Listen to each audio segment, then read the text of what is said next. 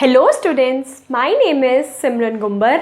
हम हमारे सीटेट के कंप्लीट कोर्स का आज फर्स्ट सब्जेक्ट स्टार्ट करने वाले हैं, जो है चाइल्ड डेवलपमेंट एंड पेडागोजी। हम चाइल्ड डेवलपमेंट एंड पेडागोजी का आज फर्स्ट टॉपिक डिस्कस करेंगे, जिसका नाम है development and it's relationship with learning. Development क्या है और उसकी लर्निंग से कैसी रिलेशनशिप है। डेवलपमेंट को समझने के लिए हम पहले ग्रोथ को समझेंगे।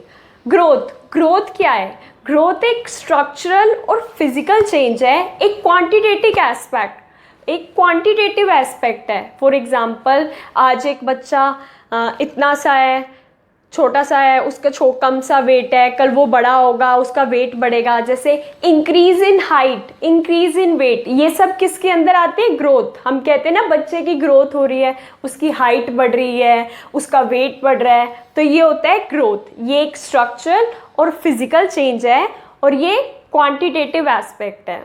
अब डेवलपमेंट क्या है? डेवलपमेंट एक वाइडर कॉन्सेप्ट है, विच मीन्स ग्रोथ डेवलपमेंट का एक छोटा सा पार्ट है। Growth is a part of development and development is a wider and comprehensive concept. अब डेवलपमेंट क्या है? डेवलपमेंट क्वालिटेटिव चेंज भी है और क्वांटिटेटिव चेंज भी है। क्वांटिटेटिव चेंज क्यों है? क्योंकि ग्रोथ इसका पार्ट है, तो जो ग्रोथ हो रही है वो डेवलपमेंट के अंदर भी आएगी।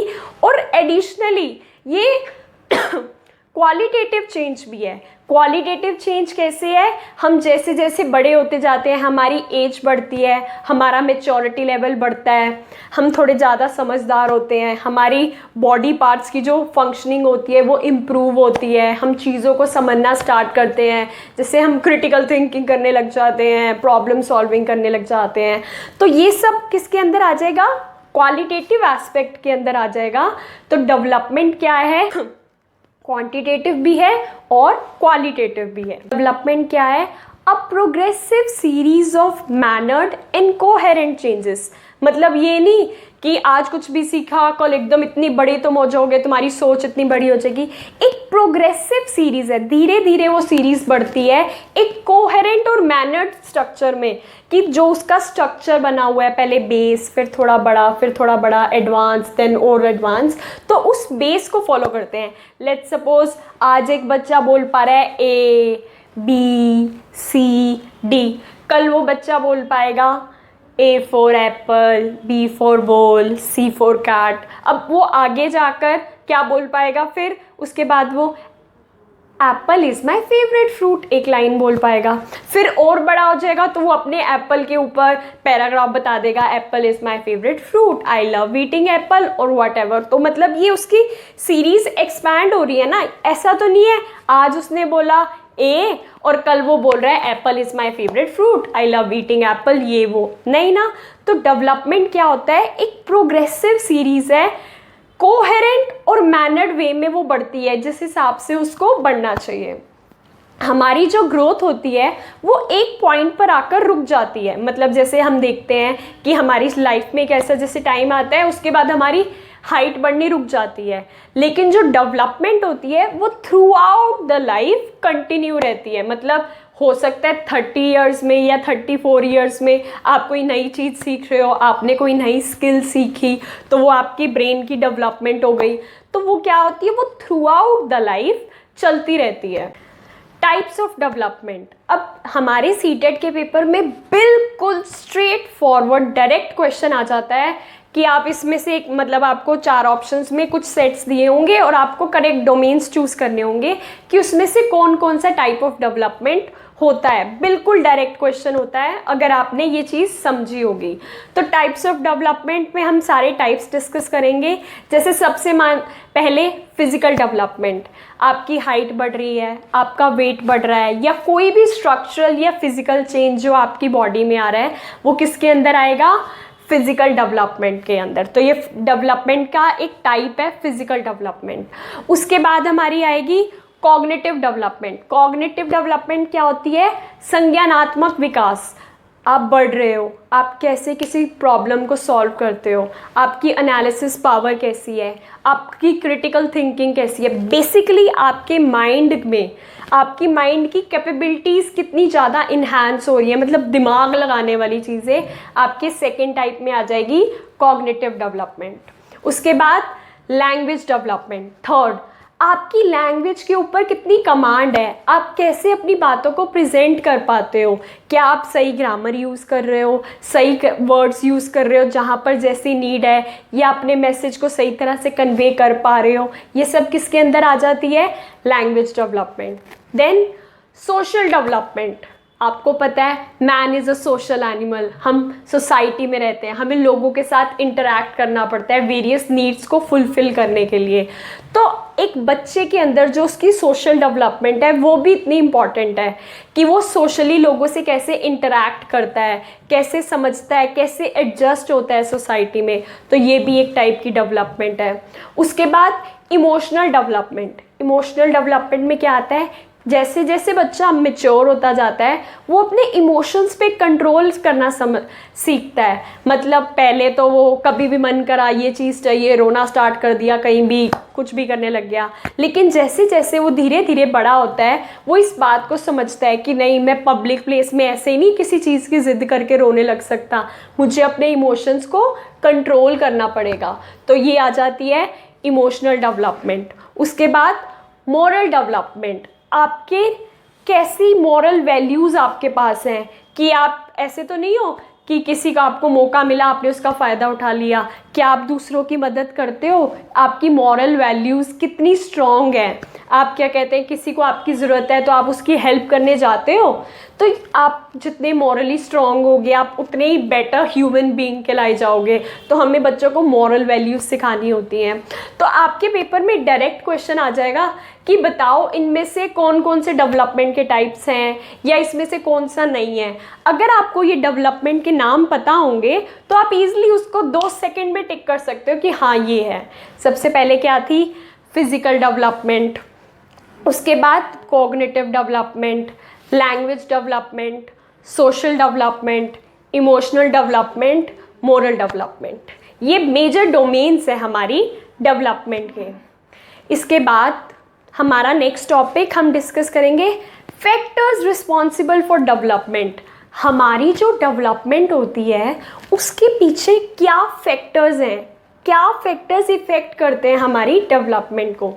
फर्स्ट, हेरिडिटी, आपको पता है आपकी हाइट, आपका वेट या थोड़े बहुत फीचर्स आपके मम्मी पापा से मिलते हैं। क्यों, आपको उनसे जीन्स मिले हैं, कहते हैं ना आप तो बिल्कुल अपनी मम्मी जैसे लगते हो या पापा जैसे लगते हो। ये क्या है, ये हेरिडिटी का इम्पैक्ट है। हमें जो अपने एंसेस्टर्स से जीन्स मिलते हैं वो हमारी डेवलपमेंट पर बहुत ज़्यादा इम्पैक्ट करते हैं। उसके बाद सेकंड, इन्वायरमेंट, आप कैसे इन्वायरमेंट में रहते हो वो भी आपकी डेवलपमेंट को इम्पैक्ट करेगा। अब मान लो आप सारा दिन घर में बैठे रहते हो, बाहर नहीं जाते, बिल्कुल बाहर नहीं जाते, बस सारा दिन फ़ोन लेके बैठे रहते हो, तो क्या आपकी फ़िज़िकल डेवलपमेंट अच्छी होगी? नहीं।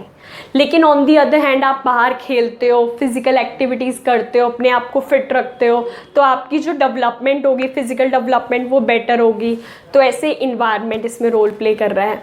सेक्स, अब मेल और फीमेल दोनों की डेवलपमेंट अलग अलग होती है ना, कि मेल के अंदर जो उसकी डेवलपमेंट होगी, पता एक स्टेज पे आके उसकी हाइट बहुत लंबी हो जाएगी, लेकिन हम कहते हैं टीनेज में जैसे गर्ल्स की हाइट का।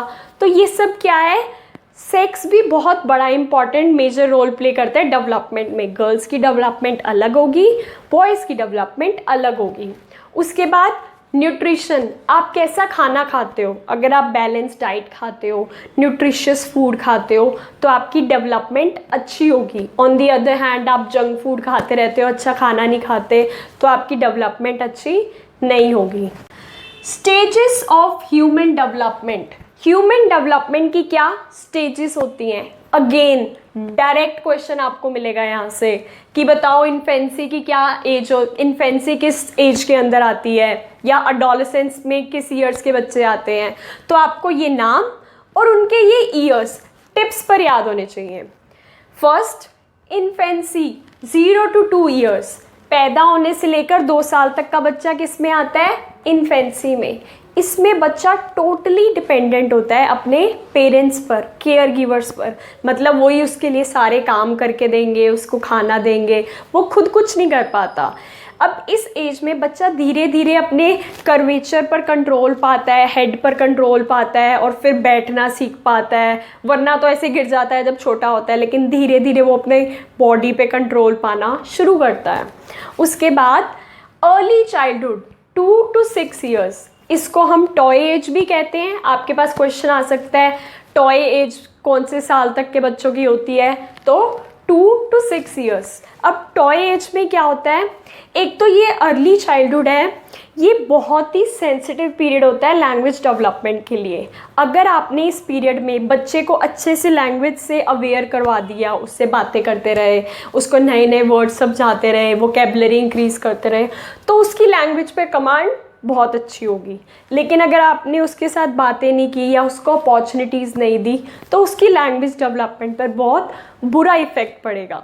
तो ये जो अर्ली चाइल्डहुड की स्टेज होती है, ये बहुत ही इम्पॉर्टेंट होती है बहुत ही सेंसिटिव स्टेज होती है लैंग्वेज डेवलपमेंट के लिए। उसके बाद यहाँ पर इस एज में बच्चा क्या करता है?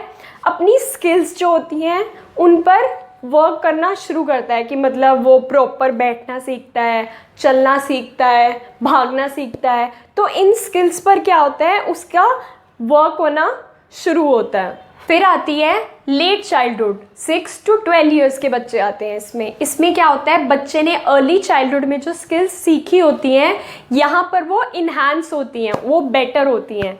यहाँ पर लेट चाइल्डहुड में क्या होता है? बच्चा सोसाइटी के नॉर्म्स को समझना स्टार्ट करता है, कैसे उसको फ्रेंड्स के साथ इंटरैक्ट करना है, कैसे टीचर के साथ इंटरैक्ट करना है, कैसे पेरेंट्स के साथ या बाहर के लोगों के साथ कैसे इंटरैक्ट करना है। वो यहाँ पर सोशल वैल्यूज़ को समझना स्टार्ट करता है। उसके बाद हमारा यहाँ पे आता है अडोलेसेंस, 12 to 18 ईयर्स। ये हमारे लिए एक ट्रांजिशनल पीरियड होता है। ट्रांजिशनल पीरियड लेटर चाइल्डहुड से और अडल्टहुड के बीच का टाइम, मतलब बच्चा चाइल्डहुड से बाहर आता है और अडल्टहुड से पहले। अडोलेसेंस में क्या होता है?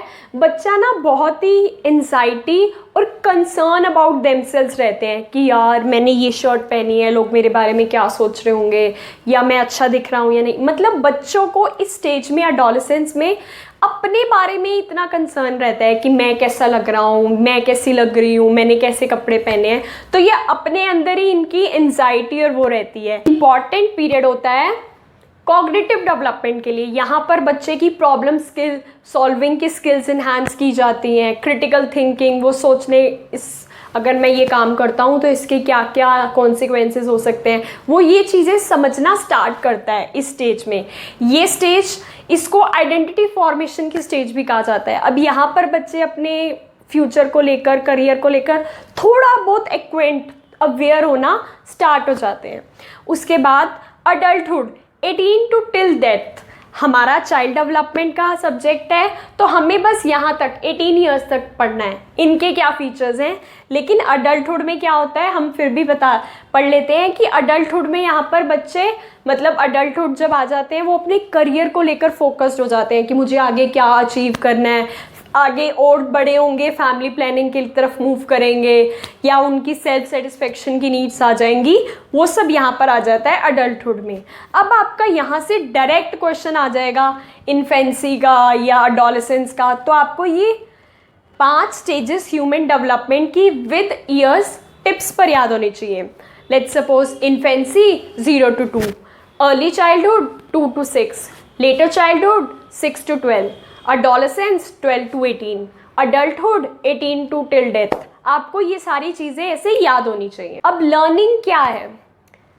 2 1 2, 2 2 4, 2 3 6। अब ये जो बार बार प्रैक्टिस करके हमारे दिमाग में ये चीज़ बैठ जाती है, 2 1 2, 2 2 4, 2 3 6, ये क्या है? ये हमारी लर्निंग है।